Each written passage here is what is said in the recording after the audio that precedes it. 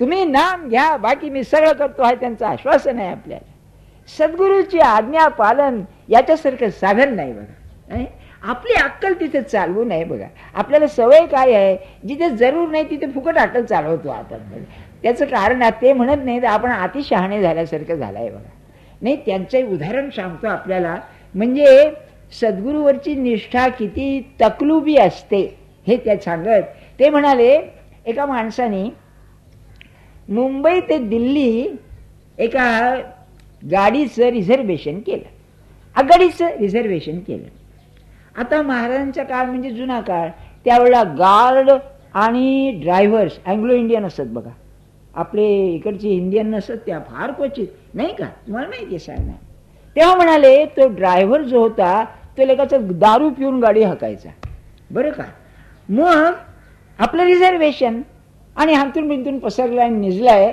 महाराज म्हणाले, हा दारू पिऊन गाडी चालवणारा ड्रायव्हर केव्हा तुम्हाला खड्ड्यात घालेल याचा नियम नाही, पण तुम्ही त्याच्यावर भरोसा ठेवून डाराडूर त्या अंतरुणावरती झोपता, एवढी तरी श्रद्धा गुरुवर ठेवा की म्हणाले. काय सांगायचं आपल्याला. नाही, आपण किती, मी सांगितलं ना बृहदारण्यक उपनिषदामध्ये त्याने श्रद्धेला संपत्ती म्हटलेलं आहे. श्रद्धा वित्तो भूत्वा, श्रद्धेनं श्रीमंतो व्हा. आपण श्रद्धा दरिद्री आहोत हो. बरं, व्यवहारात श्रद्धा नाही कशी. एखाद्या डॉक्टरकडे जातो तेव्हा तो काय इंजेक्शन देतो, काय करतो, कुठे आपण भरोसा ठेवतो का.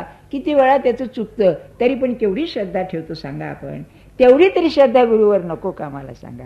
नाही तर कसं होईल हे. म्हणजे त्या ध्येयामध्ये आणि माझ्यामध्ये जे मानसिक अंतर आहे ते अंतर मला मनानेच तोडायला पाहिजे. बर, आणखी एक सहज गोष्ट सांगतो आपल्याला. काय आहे मुद्दा सांगतो. असा आहे, बर आमच्याजवळ थोडी तरी श्रद्धा आहे यात शंकाच नाही. अगदी याचं अप्रतिम उदाहरण मानसशास्त्र देतं, फार अप्रतिम उदाहरण. आपण सगळे इथे आहोत, आज 1000 माणसं स्त्री पुरुष माझ्या सगट इथे आहोत. सगळ्यांना खात्री आहे की आज 14 तारीख का 15 तारीख, 14, उद्या 15, परवा 16, 3 दिवस शिबिर चालणार, 3 दिवस आपण जगणार आणि रिझर्वेशन करून परत जाणार आहे ना. ओ नाही तर भलता प्रसंग यायचा. असं काय करता. हा, काय श्रद्धा आहे मला सांगा, नाही का. बरं, मला 4-5 जण भेटले ज्यांना हार्ट डिझीज आहे आणि ते एक तर म्हणाले बाई की बा बायपास सर्जरी करायची, मी करीत नाही, नको म्हणते. म्हणजे हे असून सुद्धा मी जगणार.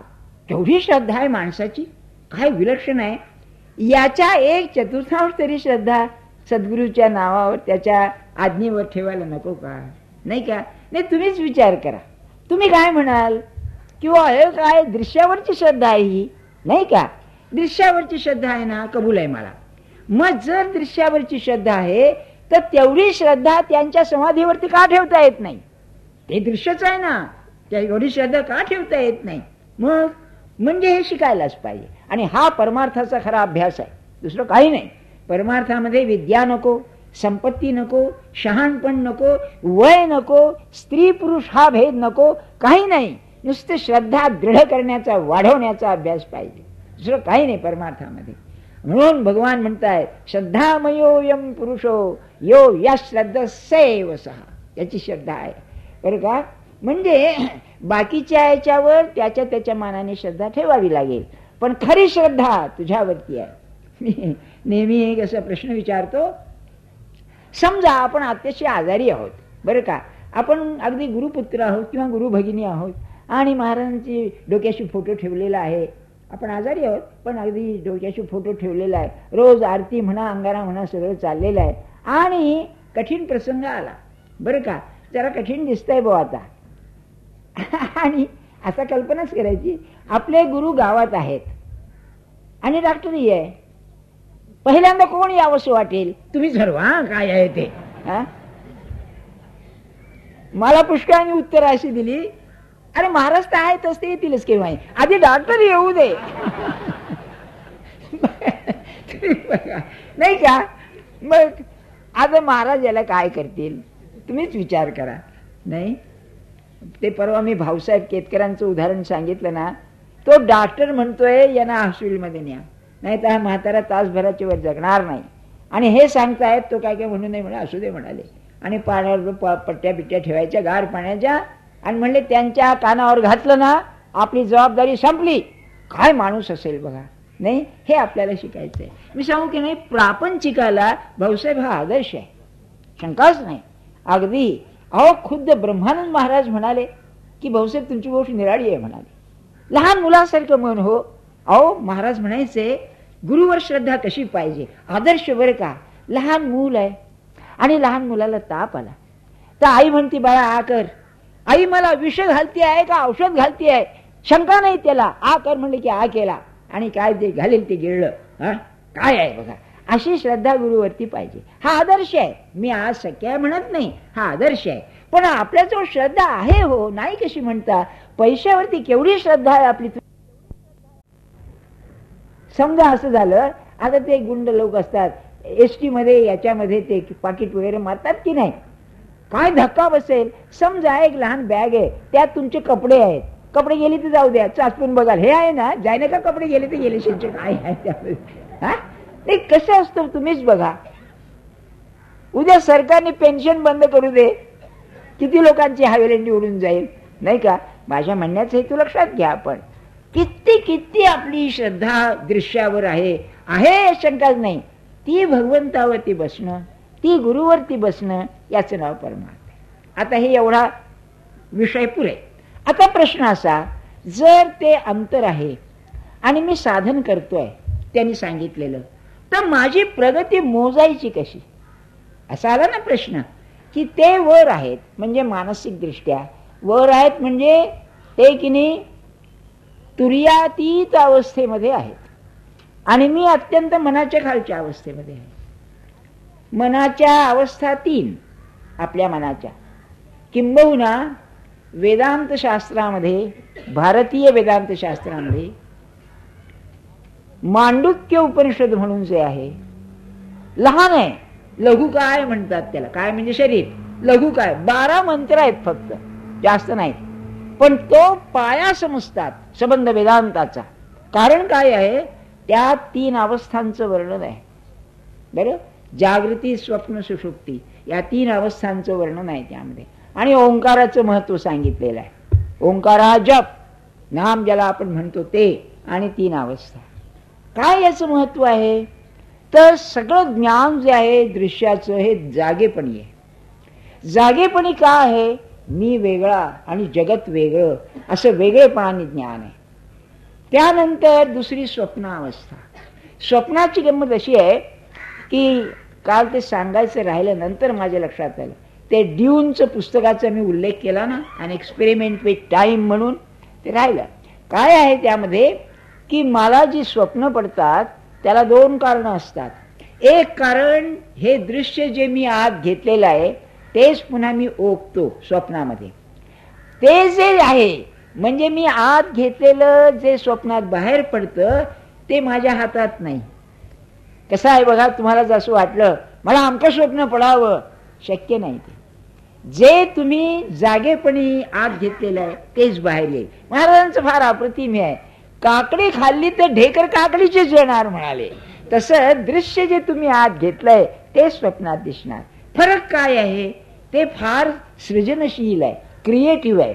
म्हणजे तुम्ही असा एखादा प्राणी बघाल की ज्याला सिंहाचं तोंड आहे, शरीर हत्तीचं आहे, पाय आणखी कशाचे तरी आहेत. मग तुम्ही हत्ती पाहिलाय, सिंह पाहिलाय, तो प्राणी पाहिलाय, मनाने ते एकत्र आणले. याच्या पलीकडे दुसरं नाही, पण सगळं दृश्याचं. हा एक प्रकार. आणि दुसरा जो आहे तो प्रकार अतिंद्रियातला आहे. बरं, त्या ड्यूनला जे दिसायचं, जर्मन सैन्य कुठे जाणार, ब्रिटिश सैन्य कुठे जाणार, हे जे आहे ना, हे कालातीत जाण्याचं प्रकार आहे. यालाच अरिस्टॉटल प्रॉफेटिक ड्रीम्स असं म्हणतो. याचं अप्रतिम उदाहरण म्हणजे तुकाराम महाराजांचा अनुग्रह. ते गेले आणि कोणीतरी कर्णधार मिळे तरी बरे, असा अभंग आहे की माझी ही होडी आहे, ही जलसमुद्रात टाकली भवसागरात, तर त्याला कोणीतरी कर्णधार म्हणजे चालवणारा भेटला तर बरा. म्हणून ते गेले आणि रात्री त्यांच्या स्वप्नात ते आले. त्याच्यात एक भानगड आहे संशोधकांना सांगले केशव चैतन्य आणि बाबाजी चैतन्य हे दोन्ही एकच आहेत का भिन्न आहेत, काय जाऊ दे आपल्याला. त्यांनी असं म्हणलंय केशव चैतन्य बाबा चैतन्य ऐशी मालिकेची खूण सांगितलेली, ते आपला विषय नव्हे. आणि त्यांनी स्वप्नामध्ये अनुग्रह दिला, रामकृष्ण हरी हा मंत्र दिला. तेव्हा तुकाराम महाराज म्हणाले मला त्या मंत्राची आवड होती, तोच मंत्र त्यांनी दिल्यामुळे काही घोटाळा राहिला नाही, अडचण राहिली नाही. बरं का. पुढे काय झालं, भोजना मागती तूप पावशेर, म्हणजे आता गुरुची दक्षिणा म्हणून त्यांनी काही मागितली की मला पावशेर तूप दे, पडला विसर स्वप्ना माझी, मला स्वप्नातच विसर पडला, त्याची खंत त्यांना होती. बरं का. पुढे काय झालं बघा, अनुग्रह झाला आणि जपाचा तडाखा सुरू केला. पण साधनामध्ये अनेक अडचणी येतात बघा. आणि काय होतं, आपली श्रद्धा अशी दोलायमान होते. मोठा प्रसंग, समजा एकुलता एक मुलगा आहे आणि वयात आहे, तुमचं ऐकणार आहे. काल ते भटजीव आपण उदाहरण सांगितलं ना, आणि तो गेला, म्हातारपणी गेला, काय दुःख आहे मला सांगा. अशा वेळेला नाही तू केलंस ते बरोबर केलं आहेस असं म्हणणं काय सोपी गोष्ट आहे. अशा वेळेला तो जवळ लागतो, शरीराने जवळ लागतो, घाबरू नकोस मी आहे आणि इथे तर काहीच नाही. अशा वेळेला त्यांनी पांडुरंगाला धरला. काय त्या पुरुषाची तारीफ सांगू आपल्याला.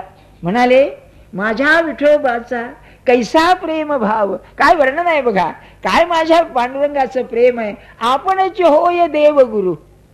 हा म्हणजे ते स्वप्नामध्ये जो अनुग्रह झाला हे बाबाजी नाही, केशव चैतन्य नाही, हा परमात्माच मला येऊन त्याने अनुग्रह दिला. हा त्याच्या प्रेमाचा प्रकार. प्रेमानं त्याने ते रूप घेतलं आणि म्हणाले मला अनुग्रह दिला. हा असं आहे. दुसरं एक उदाहरण सांगतो आपल्याला की या मध्य प्रदेशमध्ये एक गृहस्थ होते. ते महाराज पूर्वी फिरत असताना त्यांना भेटलेले, महाराजांना भेटलेले. महाराज 2 दिवस त्यांच्या घरी राहिलेले. बरं का. तेव्हा त्यांना आता ही जवळजवळ 35-40 वर्षाच्या मागची गोष्ट आहे.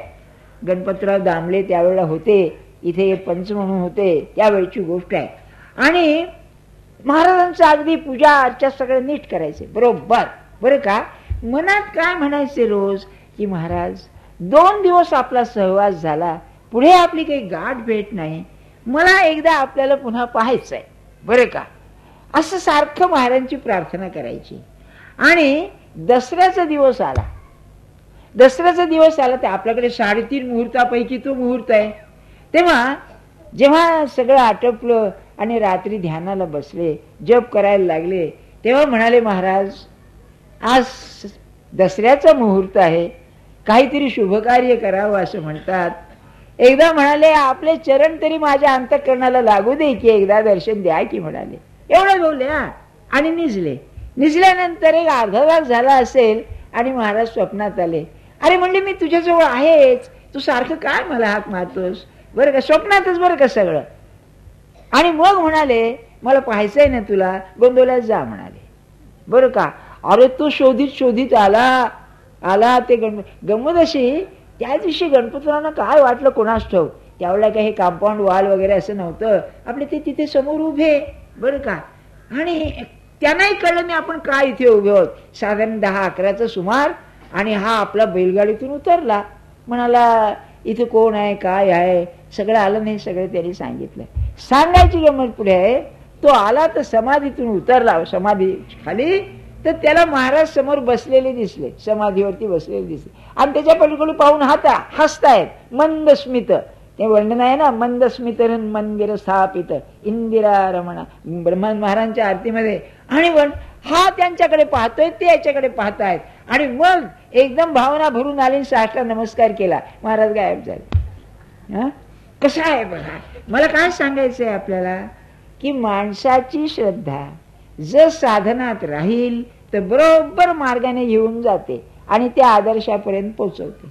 सांगण्याचा हेतू एवढाच की आपण त्यांनी सांगितलेलं साधन जर मनापासून केलं तर त्या अंतर्यामी संचार होऊ लागतो.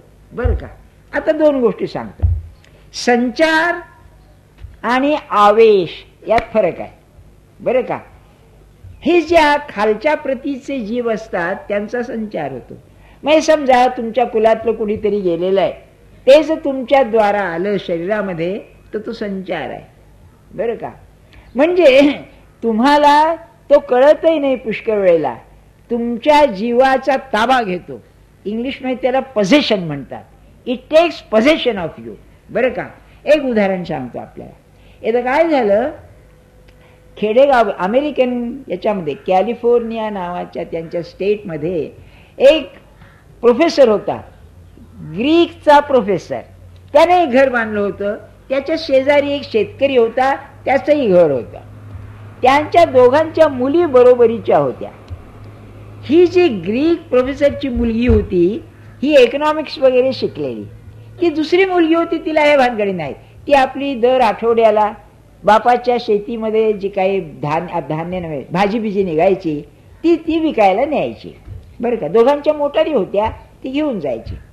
काय झालं, दोघी अशा विकायला गेल्या गावी आणि ॲक्सिडेंट झाला. दोघींना ॲक्सिडेंट झाला, काहीतरी आदळआपट झाली. त्यातली एक जी होती ती मेली. कोण? ग्रीक प्रोफेसरची मुलगी होती ती मेली. तिच्या मेंदूला मार लागला, ती मेली. आणि दुसरी जी ती शेतकऱ्याची मुलगी होती तिला मार लागला, बेशुद्ध पडली, पण मेली नाही. या बाईचा जीव त्या बाईमध्ये शिरला आणि ती जी घरी आली ती सगळी त्याची माहिती सांगायला लागली. त्या ग्रीक प्रोफेसरच्या घरातली माहिती बोलणं चालणं सांगायला लागली. तिकडे कसं असतं, तिकडे फार शास्त्रीय जी असते. तेव्हा डॉक्टर राईन म्हणून, सध्या तो प्रसिद्ध आहे की नाही आता मला माहिती नाही, आम्ही शिकवित असताना तो होता जिवंत. ड्यूक युनिव्हर्सिटीमध्ये मानसशास्त्राचा प्रोफेसर होता. त्याने याचा पुष्कळ अध्यात्माचा अभ्यास केलाय. माणसाला आनंदाचा अनुभव येतो म्हणजे काय होतं, त्याला तो पीक एक्सपिरियन्स असं म्हणतो. ते आहे, ते जाऊ द्या. तेव्हा त्याला दाखवलं तर तो काय म्हणाला की हा जीव हिचा आहे, त्या शेतकऱ्याच्या मुलीचा. त्याला दाबून म्हणाला हा जीव आलाय, हे फार दिवस दोघेही जगणार नाहीत म्हणून. आणि 3 दिवसांनी ती मरून गेली. याला संचार म्हणायचं. बरं का, तर पहिल्यांदा माणसाला आपल्या देवतेचा संचार होईल. पण संचार कसा आहे त्याला माहिती नसतं. संचार व्हायचा तो पुढे येतो, नाहीसा होतो, आणि पुढे आवेश येतो. आवेश, गीतेमध्ये अर्जुनाचं वर्णन करताना आवेश शब्द वापरलेला आहे. त्याला करुणेचा कृपेचा आवेश झाला. आवेशात संबंध शरीर व्यापलं जातं, परंतु तो जीव निराळ्या अवस्थेत जातो. इथे तसं होत नाही. आणि हा आवेश जो आहे हे भक्तीचं मर्म आहे. तुका झाला पांडुरंग असं म्हणत असताना परमात्मा त्याच्यामध्ये आवेश येतो. एक बघा असं आहे, महाराजांचं वाक्य सांगतो आपल्याला. आजपर्यंत मी सांगितलंय आणि रामाने नाही म्हणलं असं झालं नाही म्हणाले. आपण वाचलेलं असेल. काय याचा अर्थ, म्हणजे मी बोलतो हा राम बोलतो आहे असं धरून चाला. बरं, महाराजांचं ते कधी सांगणार नाहीत असं, हे क्वचितच असं निघालं तर. पण एकदा असं झालं की महाराज स्नान करीत होते, दिवाळी होती आणि स्नान सोहळा, मुलं बायका बिका महाराजांना तेल लावून खूप स्नान घालीत होते. आता ही तिथे जागा होती, हे आता संवादीची जागा निराळी. स्नान घालीत होते तेव्हा एक 50 फुटावरती ब्रह्मानंद महाराज आणि भाऊसाहेब केतकर दोघं उभे होते. आणि ब्रह्मानंद महाराजांच्या डोळ्याला पाणी येऊ लागलं. लोक स्नान घालीत होते, पाणी बिणी घालीत होते. आणि एकदम म्हणाले, भाऊसाहेब राम होय हो, प्रत्यक्ष राम आहे म्हणाले. तर भाऊसाहेब एवढंच म्हणाले, तुम्हाला तो राम दिसतोय हो, काय करा, आम्हाला महाराजच दिसतात. कारण ती दिव्य दृष्टी होती ना त्यांची. बरं का, आता याचा अर्थ काय, महाराज तर देहानी महाराज होते ना, राम आहे याचा अर्थ काय, आवेश होता त्यांना, त्यांचा जीव नाहीच, राम असतो. ते बोलेल तो रामच बोलेल. तुका झाला पांडुरंगाचा अर्थ तो आहे की तुकाराम महाराज म्हणाले, जिवंत झरा आत लागलेला आहे, म्हणाले मी काय करू, नाही का, बोलविले बोल पांडुरंगे, हा त्याचा अर्थ तो आहे. आणि ही भक्तीची सीमा आहे. आता एक मुद्दा राहिला, ती कशी करावी संध्याकाळी सांगेन. बरं का, उकडत असलं तरी काय करावं, संध्याकाळचं जरा हा होतो, तुम्हाला त्रास होतो, काय करावं. पण आता ते आलिया भोगाशी असावे सादर असं म्हणतात ना, तशापैकी आहे. आता असं आहे की हा जो आवेश होतो माणसं, आपल्या देवतेचा आवेश होतो. मी सांगितलं ना, संचार आणि आवेश निराळे आहेत. आवेश हा ती शुभ आहे. आवेश त्या माणसाला मानसिक दृष्ट्या वर उचलणारा आहे. तेव्हा हा आवेश जो होतो याला मूळ काय आहे, याला मूळ सांगू का, आपल्या जीवनात खऱ्या अर्थानं महाराज शिरले पाहिजे. बरं का, अगदी साधी गोष्ट आहे. तुमचा साहेब बदलून नवीन आला, तो लेखाचा तुमच्या जीवनात जेवढा शिरतो तेवढा आपला गुरु काही शिरत नाही. शिरला तर बरंच झालं हो, पण शिरत नाही, नाही का. कसं असतं बघा, म्हणजे घरी आला तरी साहेबाच्या गोष्टी चांगल्या वाईट काय असतील त्या डोक्यात सगळ्या तेच नाही, आपण त्याला किती महत्व देतो. आता ते शिरला म्हणजे काय होईल, तच्चिंतनम तत्कथनम अन्योन्यं तत्प्रबोधनम, हे आतमध्ये शिरल्याचं चिन्ह आहे सगळ्या साहेबाच्या गोष्टी. किंबहुना चांगलं उदाहरण घेतो मी. एखाद्या बाईला उशिरा मूल बाळ झालं, बरं का, मूल बाळ साधारणच होतं, काय मोठे हे नाही, पण येईल त्याला मुलाची तारीफ करीत सुटते. आपण पाहता ना, हे असं आहे तसं आहे, येऊन नट्ट असलं तरी कसं नाक बस काय बघा हो, छान आहे म्हणाले. किती तुम्ही पाहता ना, एखादा काळा असला, काळा नाही सावळा आहे असं म्हणायचं, म्हणजे किती आतमध्ये शिरतं ते जीवनामध्ये. आणि मूल झाल्यानंतर त्या बाईला 24 तास सारखं ध्यान राहतं बघा त्या मुलाचं. म्हणजे आपल्याला ती सवय आहे व्यवहारामध्ये ते आत शिरण्याची. ते मी पहिल्यांदा तिकडे एक उदाहरण सांगितलं ना, मला फार ते अगदी बोधप्रद वाटलं. ते कोण डॉक्टर भडबडे कुठेतरी होते इकडे सांगलीला का मिरजला, त्यांनी रिटायर झाला, पण पैसे मिळवण्याची सवय, डॉक्टर मनुष्य, रोज कॅश पाहिजे. पुढे ते रिटायर झाल्यावर ते इतकं आत गेलं की रोज ते जेवायला उठायचे नाहीत त्याशिवाय. तर मग मुलगा काय करायचा, बँकेमधून नाणी आणायचा 40-50 रुपये आणि ते त्यांच्या खिशात घालायचं आणि खुळखुळ खुळखुळ करायचा, आता चला जेवायला, की म्हातारा जेवायला उठायचा. आता किती पैसा आतमध्ये शिरला बापूसाहेब, बरोबर आहे. यांनी सांगितलेली गोष्ट आहे. आता अगदी विनोदानं म्हणतो तेही बँकेत होते, त्यांचं तसं नाही आहे बरं का. पण तेही त्यांच्या कुटुंबाला विचारायला पाहिजे, हे बरोबर आहे. कारण सांगतो हे मी उगीच म्हणत नाहीये. महाराज म्हणाले की प्रपंचामध्ये ज्याची बायको ज्याला साधू म्हणते तो खरा साधू असला पाहिजे. सांभाळा हो तुम्ही हे सगळे लोक. नाही, ज्यांच्या बायका नाहीतच किंवा इथे आल्याने ते सुरक्षित आहेत, पण असं आहे खरं. कसं आहे, त्या माणसाची उपासना, त्या माणसाचं अंतरंग बायको जेवढी ओळखील तेवढ्या जगात कोण ओळखी सकेल, नाही का. मग मी आपलं विनोदानं म्हणतो की बायको आणखी त्याचा गुरु हे दोघंच जण बरोबर सांगू शकतील की हा काय अवस्थेमध्ये आहे ते. असं मुद्दा सांगण्याचा काय, त्याकरता आतमध्ये गुरु शिरला पाहिजे. आतमध्ये शिरणं म्हणजे काय, आता भाषा वापरावी लागते. म्हणजे काय तर फार सुरेख आहे, त्यांचे की नाही किंमत आणि महत्व कळलं पाहिजे. व्हॅल्युएशन हा इंग्रजी शब्द आहे. गेल्या 5, 50, 60 वर्षामध्ये युरोपमध्ये यावरती अतिशय विचार झालेला आहे. पहिल्यांदा जर्मनीमध्ये हा सुरू झाला. म्युन्स्टरबर्ग म्हणून एक मानसशास्त्रज्ञ, त्यांनी सुरुवात केली की जीवनामध्ये जर माणसाला व्यवस्थित जीवन जगायचं असेल तर त्याचं व्हॅल्युएशन जमलं पाहिजे. कोणत्या वस्तूला किती किंमत आहे, आणि त्याच्यावरून मी असं म्हणतो की सगळ्या वस्तूंची माणसांची किंमत कराल, पण आपल्या देहाची सुद्धा किंमत झाली पाहिजे.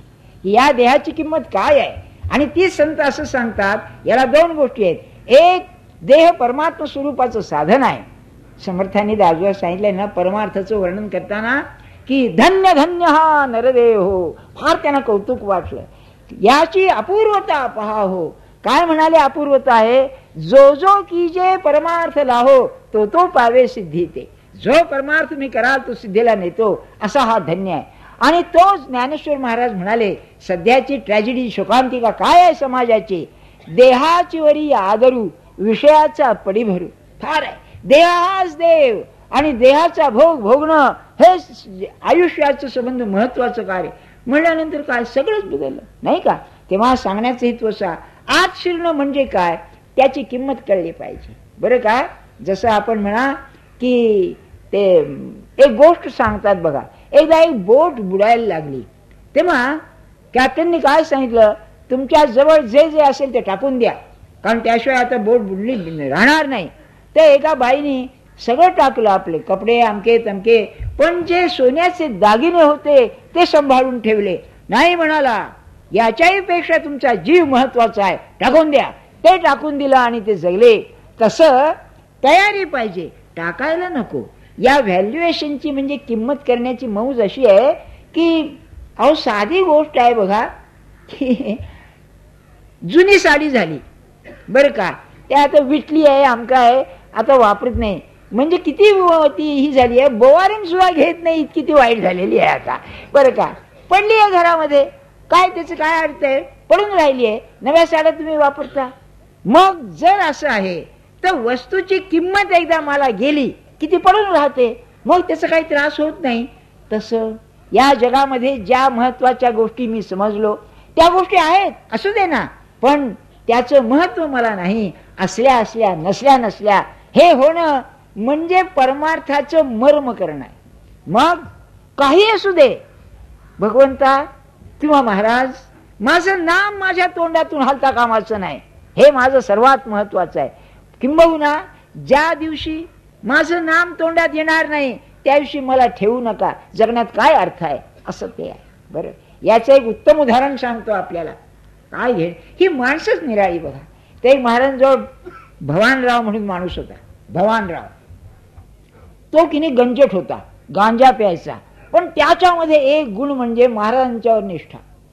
त्याचं 2 उदाहरणं सांगतो, 5 मिनिटं आहेत आपल्याला. एक उदाहरण असं, महाराज गेले होते याला बनारसला, तेव्हा होते अलाहाबादला, तिथून याला पुढे पाठवला. बरोबर 5-50 माणसं होती. एक वाडा म्हणाले पाहून ठेव, म्हणजे तू आधी विचारून त्या लोकांना मालकाला, म्हणजे मग आपण जाऊ दे. तिथे एक संन्याशी पिशाच्य होतं. तेव्हा हा रात्री सगळं ते वाडाबिडा घेतला आणि एका खोलीमध्ये, पुढे गच्ची होती, व्हरांडा होता, गच्ची होती, पलीकडे गंगा, आणि आत बसला आणि तंबाखू खात होता, कंदील ठेवलेला जळत. आणि एक संन्यासी आला. लोकांनी सांगितलं होतं अहो नाहीतर वाडा रिकामा राहील कसा, तेव्हा त्यांनी सांगितलं इथे संन्यासी हाय म्हणून. तो म्हणाला असे ना मला काय करतो म्हणाला. बरं का, खरं म्हणजे मला कल्पना येत नाही सांगतो आपल्याला. तेव्हा तो आला संन्यासी आणि एक द्रोण, पेढ्याचा द्रोण भरलेला आला आणि ठेवला तिथे त्याने. हा पाहिलं नुसतं यांनी, तो गेला निघून. 10 मिनिटांनी आला, द्रोण दे म्हणाला, देत नाही म्हणाला. बरं का, देत नाही म्हणाला. देत नाही म्हणल्यावर ती कुस्ती संपली. कुस्ती संपल्यावर तो त्याच्या उरावर बसला, भवानरावच्या. अरे ते पिशाची त्याची शक्ती काय, तो त्याच्या उरावर बसला, मारतो म्हणला आता. हा महाराज म्हणून ओरडला. भवानराव ओरडल्या बरोबर दाराला लाथ मारली. काय रे म्हणाले. महाराज आले एकदम, महाराज अलाहाबादला होते. काय रे म्हणाले. बरं का, तो संन्यासी गेला तरी गंगेमध्ये उडी टाकल्याचा आवाज आला समोर याच्यावरून. बरं का, तेव्हा तो म्हणलं महाराज, अरे म्हणले इथे निजू नकोस, दुसरीकडे निज म्हणाले. बरं का, काय बोलला नाही. महाराज निघून गेले, म्हणजे अदृश्य झाले. तो भवानराव त्याच खोलीमध्ये रात्री निजला. का हो, ऐकायला का म्हणताय, तुमची आमची काय हवेलेंडी होईल. हा, त्याला गणपतराव दामले म्हणजे तात्यासाहेबांनी विचारलं, तात्याने अरे तू तिथे कसा निजलास. तो काय म्हणाला, एवढे महाराज जवळ असताना पिशाचं काय करते म्हणलं. मला काय श्रद्धा आहे. हा, त्याचं सांगतो आपल्याला, त्याचं सांगतो व्हॅल्युएशन काय आहे हे मला सांगायचं आहे. ही काही सामान्य नव्हे. महाराजांची चिता पेटली होती, ती इथेच चिता पेटली होती आणि आपासाहेब भडगावकर जवळ होते. आणि ते काय करायचे, कोणाला पाहू नका म्हणायचे, जा आलेल्यांना जा म्हणून सांगायचे. पुण्याहून लोक आले त्यांना म्हणजे जा आले तसे जा म्हणाले, राहू नका. आपला गुरु जळलेला बघू नाही म्हणाले, कारण तो नाही अशी भावना होते म्हणून. बरं का, तर हा भवानराव असा चक्रा मारायला लागला त्या जळत्या चितेच्या भोवती. बरं का, काय रे म्हणले, काय काय जगून करायचं म्हणलं, मी उडी टाकतो आतमध्ये. बघा काय व्हॅल्युएशन असेल, कल्पना करा आपण. हा दिसायला अनाडी दिसतो, काय त्याची ही असेल नाही का, फार विचार करण्यासारखी गोष्ट आहे. तेव्हा आतमध्ये काय होईल, केव्हा शिरेल आपला गुरु, त्याची किंमत कळली पाहिजे. आपल्याला खरी महाराजांची किंमत कळली नाही हो. खरं म्हणजे गुरुची म्हणतो मी, खरी किंमत कळली पाहिजे की अरे काय माझा गुरु आहे, किंबहुना माझा प्राणाहून तो माझा प्राण आहे असं वाटलं पाहिजे. मी तुम्हाला खरं सांगू का, ज्ञानेश्वर महाराजांना खरी किंमत कळली निवृत्तीनाथांची, नाथांना खरी किंमत कळली जनार्दन स्वामीची, समर्थांना खरी किंमत कळली रावाची, कारण गुरुच त्यांचा तो. कल्याण स्वामींना त्याची किंमत खरी कळली आणि ब्रह्मानंद महाराजांना महाराजांची किंमत खरी कळली नाही का. मला ही कल्पना आहे आपल्याला एवढं होणार नाही, पण बुद्धीने तरी कळली पाहिजे की नाही. अचानक नाही येणार, पण बुद्धीनं काय जगात सर्वश्रेष्ठ कोण आहे, महाराज आहेत, म्हणजे माझे गुरु आहेत, ह्या याच्या पलीकडे श्रेष्ठ नाही काही. बुद्धीनं तरी खात्री झाली पाहिजे ना. आणि त्याकरता हे शिबिर निरूपण सगळी आहेत की बस सगळ्यात श्रेष्ठ असेल तर तो आहे. म्हणून शेवटी कबीराचा दोहा सांगतो आपल्याला, गुरु गोविंद दोऊ खडे. ज्याला उर्दूची ही आहे ना त्याला या दोह्याची ही कळेल बघा. गुरु गोविंद दोऊ खडे काको लागव पाव. म्हणाले एकदा असं झालं, परमात्मा आणि माझे गुरु दोघे शेजारी शेजारी उभे आहेत. मला प्रश्न असा पडला, पहिल्यांदा कोणाला नमस्कार करू, कोणाच्या पायाला लागू. गुरु गोविंद दोऊ खडे काको लागव पाव, बलिहारी वो गुरु की गोविंद दिया बताय. अरे ज्या गुरुनी मला गोविंद दाखवून दिला तो धन्य आहे, त्याच्या पाया आधी पडायला पाहिजे. हे गुरुचं महत्व आहे खरं.